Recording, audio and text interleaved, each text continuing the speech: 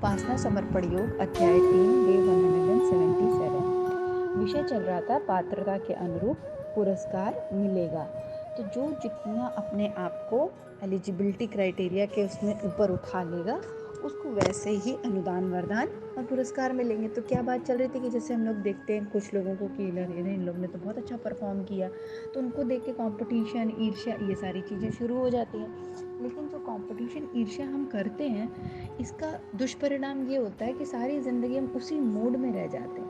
हम सीख नहीं पाते कि जो उन्होंने किया उसको हम भी तो अपने जीवन में कर सकते हैं।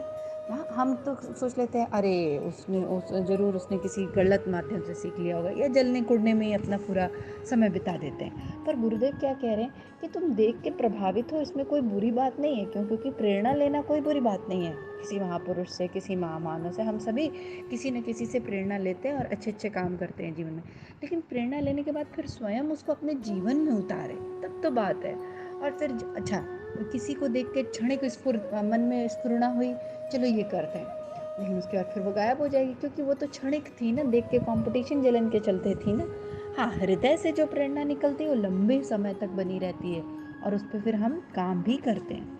तो इसी क्रम में आगे गुरुदेव क्या कहते हैं कि यदि हम किसी की ऊंची अट्टालिका, उन्नति, रहन सहन के साधनों, कारोबार अथवा धन दौलत से प्रभावित होकर इच्छुक होते हैं, तो जाने कि इसने प्रारंभिक काल में कितना परिश्रम, कितना पुरुषार्थ, कितनी दौड़ धूप की होगी और कितनी व्याग्रता, एकाग्रता, लगन तथा निष्ठा से काम किया होगा, कितनी बार घाटा और फिसलन को सहन किया होगा।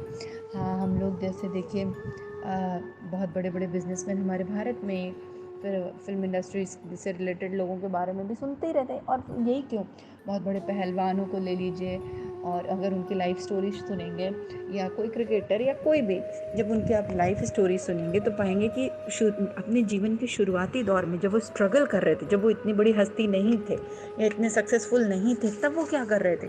तब वो अपने ये जीवन के उतार चढ़ाव को लड़ रहे थे, दौड़ धूप कर रहे थे, पुरुषार्थ कर रहे थे, परिश्रम कर रहे थे। तो वो क्या हमने देखा? हमने तो सिर्फ उनकी ऊंचाइयां देख ली, अरे फलाना व्यक्ति तो बड़ी ऊंची पोजीशन पे पहुंच गया और उनसे हम जल रहे हैं, चढ़ रहे हैं। पर उस ऊंची पोजीशन पे पहुंचने के लिए या उस स्थिति को प्राप्त करने के लिए उसने क्या क्या तप किया है, ये पूछा किसी ने? कि ठीक है, आज वो इस स्थिति में पहुंच गया, उसके लिए ज़रूर वो गला होगा, तपा होगा, उसने बहुत परिश्रम किया होगा, मेहनत किया होगा, तब अपना एक एक क्षण, एक एक सांस, एक एक प्राण लगाया होगा। तो गुरुदेव यहाँ यही कह रहे हैं, क्योंकि अगर हम इतनी निष्ठा के साथ, इतनी व्याग्रता और एकाग्रता और लगन के साथ इस पे ध्यान दें, तो बात कुछ और हो। कितनी बार घाटा और फिसलन को सहन किया होगा, सही बात है। व्यवस्था, प्रबंध तथा योजनाओं की योग्यता के लिए कितना अध्ययन, अनुभव तथा संपर्क उपलब्ध किया होगा। व्यवसाय की ऊंच नीच समझने, बाजारों तथा मालों की दशा, निर्माण तथा पूर्ति का संतुलन समझने के लिए कितने दूर तथा विशाल दृष्टि को विकसित किया होगा। सही बात है। जब हम लोग व्यापार के क्षेत्र में भी देखें कि किसी ने बहुत अगर प्रगति की है, तो उसमें भी अपन यही करते हैं ना, यही देखते हैं कि हम ये कभी हमने सोचा कि जब वो व्यवसाय उसने शुरू किया होगा तो कितना पहले तो बाजार समझना, माल कहाँ से आएगा, कहाँ से निर्माण होगा, डिमांड सप्लाई समझना, मार्केट समझना। बिजनेस करना कोई छोटी मोटी बात होती है? कितना उसने स्ट्रगल, दौड़ धूप किया होगा, ये करना वो करना। हम सब समझ सकते हैं ना, ये सारी चीज़ें तो भौतिक जगत की हैं, तो अपने को सबको समझ आ रही है। तो क्या बैठे बिठाए वो एक दिन में उस स्थिति पे नहीं पहुंच गया है जहाँ पे पहुंचने के बाद आज हम लोग उसको देख के बहुत प्रसन्न हो रहे हैं? और या तो ये कह लें कि प्रसन्न तो अच्छी चीज़ है, साथ में ईर्ष्या और द्वेष कर रहे हैं उसके साथ। सौदा करने, बेचने और आर्थिक खतरों को उठाने के लिए कितना साहस तथा सहनशीलता का अभ्यास किया होगा। कितनी बार हानियों, क्षतियों से टूटते साहस को रोका और उत्साह को बनाए रखा होगा। सही बात है। कितनी बार लॉस देखा होगा, और जब वो लॉस हो रहा होगा तो उत्साह डाउन होता है। हम कभी जीवन में अगर नकारात्मक परिस्थितियां हैं तो कैसा होता है, हम लोगों का उत्साह उल्लास नीचे गिरने लगता है ना।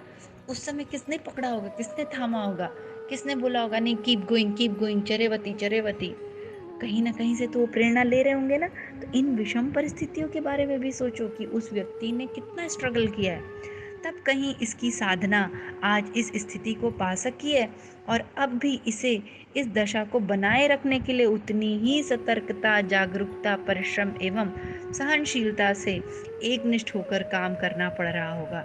सही बात है, सोचो इतनी साधना पीछे की है और जिस स्थिति पे हम पहुंचे हैं उसको भी मेंटेन किए रहने के लिए अभी भी लगे रहना पड़ता है। ये तो हम लोग अध्यात्म में भी देखो कि जैसे जिसको देख के आपको लगता हो कि हाँ हाँ अरे इसका तो बहुत अच्छा, बड़ी कृपा है।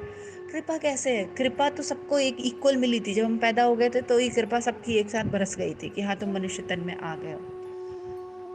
कृपा ये कि साधना करने में मेहनत लगी, समय दिया होगा, अपनी एक एक सांस, एक एक प्राण, एक एक विचार, श्रद्धा, भक्ति सब लगाई होगी, और फिर उसके बाद जिस पोजीशन पे पहुंच गए उसको मेंटेन भी तो करना है। अध्यात्म बिल्कुल वैसे ही है कि 2-4 महीने अगर आप अभी छोड़ दें सब काम करना ना, तो ये माया है, कषाय कल्मश फिर से चिपक जाएंगे। धूल मिट्टी है ना, जैसे मान लो 2-4 महीने मत नहाओ, मत ब्रश करो, तो कैसे हो जाओगे? गंदे से हो जाओगे ना एकदम। जैसे हम लोग के पूर्व में जब मनुष्य नया नया आया था और उसको कुछ नहीं आता था, आदि मानव टाइप, वैसे हो जाएंगे अगर 2 महीने नहीं नहाया और ब्रश किया तो।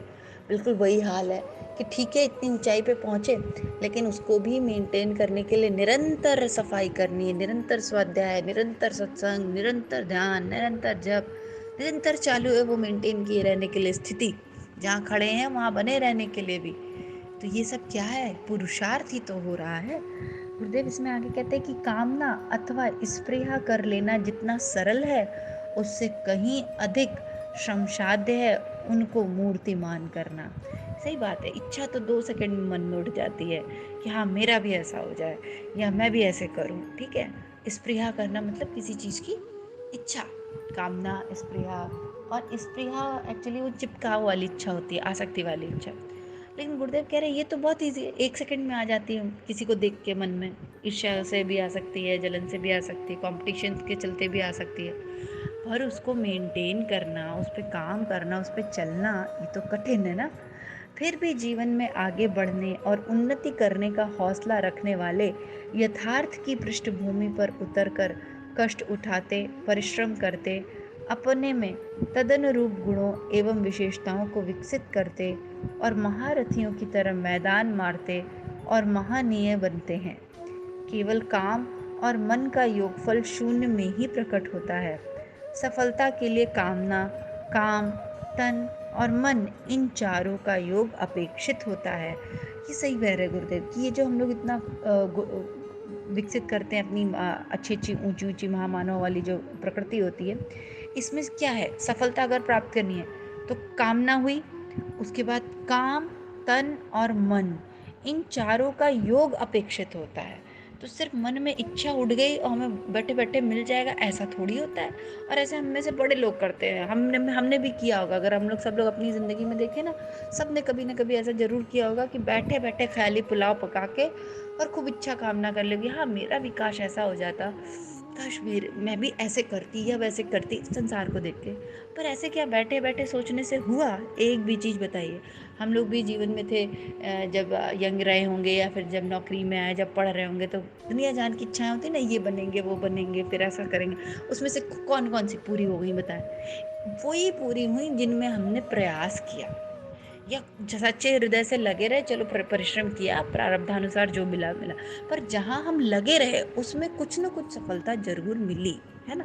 तो गुरुदेव भी यही कह रहे हैं, जब हम किसी विद्वान, कलाकार, कवि, कारीगर आदि विशिष्ट गुणों वाले लोगों से प्रभावित होकर वैसा करने की कामना करें तो सबसे पहले यह हृदयंगम कर लेना चाहिए कि उन्होंने यह उपलब्धि अपने सतत अध्ययन, अनवरत अभ्यास, अखंड एकाग्रता, तत्परता और तपस्या के बल पर पाई है। ये बड़ा सुंदर है ये लाइन, और इसकी ये जो पॉइंट्स है ना, ये लिख के टांग लो, है ना। मुझे तो ये अच्छा लगता है कि गुरुदेव जब भी कुछ अच्छी बातें बताए ना, तो उसके बुलेट पॉइंट जो है वो लिख के अपने घरों में ऐसे नहीं चिपका लेते, सदवाक्य टाइप। कह रहे हैं गुरुदेव कि जैसे मान लो विभिन्न विभिन्न क्षेत्र में टैलेंटेड लोग होते हैं, तो कोई किसी को देख कर आपको लगा अरे ये तो बड़ा विद्वान है, या किसी कलाकार को देख के लगा वाह कितना सुंदर कला है इसका, या कोई कवि है कितना सुंदर लिखता है, या कोई कारीगर। तो ये जो विशिष्ट गुण से हम लोग जो प्रभावित हो जाते हैं और सोचते हैं कि हम भी ऐसा करें। लेकिन ये समझना कि ठीक है, ये बहुत सुंदर है, इसका सारी चीज जो भी चीज जिस भी क्षेत्र से है, पर इसने कैसे प्राप्त किया होगा, तो तुरंत अपने आप को एक चीज बताना, इसने क्या किया होगा उस विषय का, पहले अध्ययन किया होगा। जिस भी विषय में वो पारंगत दिख रहा है ना आपको आज, उसका सबसे पहले क्या किया होगा, अध्ययन। पॉइंट नंबर 1 अध्ययन। पॉइंट नंबर 2, फिर उस पर क्या किया होगा, अनवरत अभ्यास। अध्ययन किया पहले, व्हाट इज माय सब्जेक्ट, क्या चाहिए मुझे, कैसे चाहिए, कैसे प्राप्त होगा, सारे उसके डेटा लेकर आए। और फिर उस पर क्या करना शुरू किया, प्रैक्टिस, अनवरत अभ्यास, सेकंड पॉइंट। फिर तीसरा पॉइंट, कैसे अभ्यास कर रहा था, इधर उधर चक्कर पकड़ मुंह घुमा घुमा के नहीं, अखंड एकाग्रता के साथ। थर्ड पॉइंट, थर्ड पॉइंट क्या उसने लिखा है, कि एकदम फुल कंसंट्रेशन के साथ, कहीं दिमाग नहीं भटकाया उस दौरान, कि पता चला ये भी कर रहे हैं, वो भी कर रहे हैं, वो भी कर रहे हैं, वो भी कर रहे हैं, 10 जगह दिमाग है। नहीं, एक विषय जो पकड़ा उसका चिंतन, उसका पूरा अध्ययन किया, फिर उस पर अभ्यास किया, और वो भी अखंड एकाग्रता के साथ।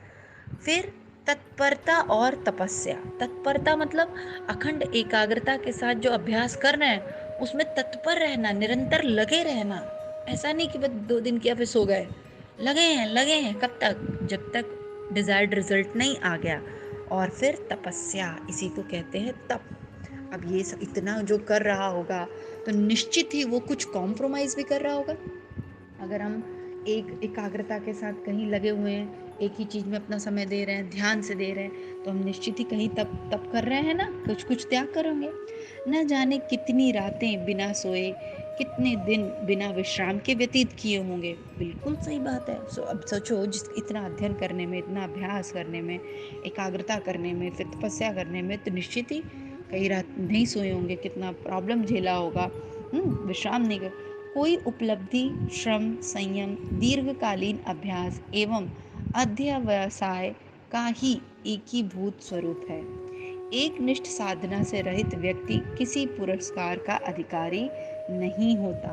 एक निष्ठ होना चाहिए, ये तो बात है। देखिए, एक जैसे एक निष्ठ का अर्थ ही होता है, 10 नाव में पैर रखोगे ना, तो ना यहाँ के रहोगे, ना वहां के रहोगे, ना वहां के रहोगे।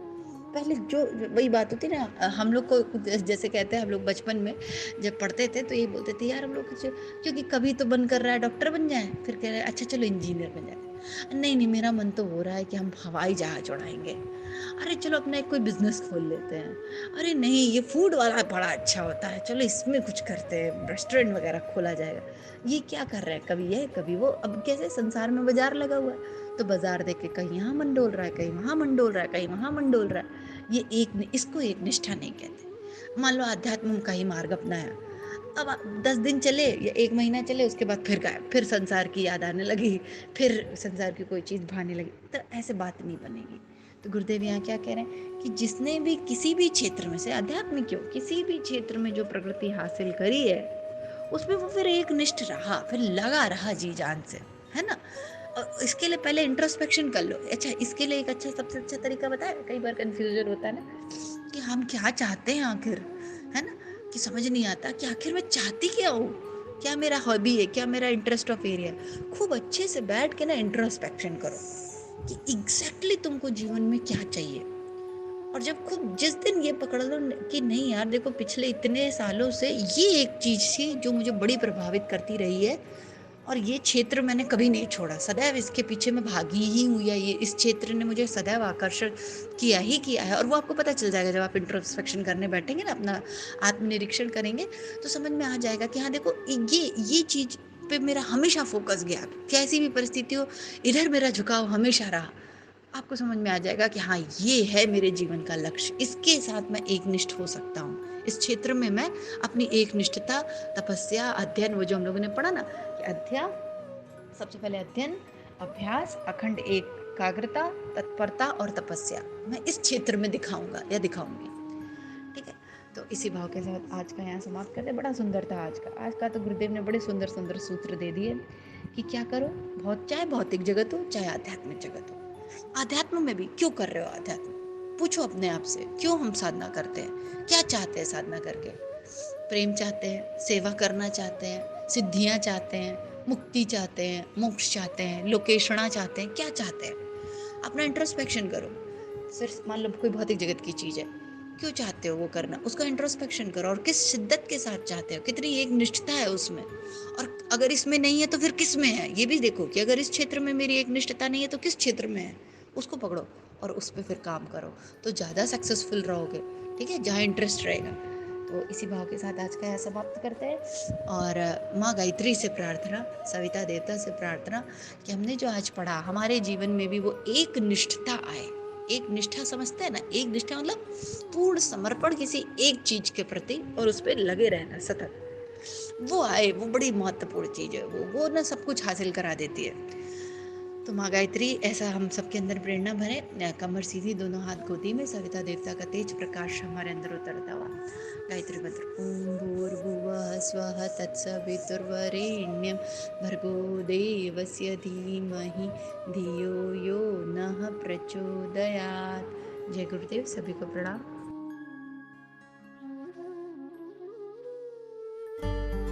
हमारे YouTube चैनल को सब्सक्राइब करें और बेल आइकन को दबाकर ऑल पर क्लिक करें ताकि नोटिफिकेशंस आपको मिलती रहें।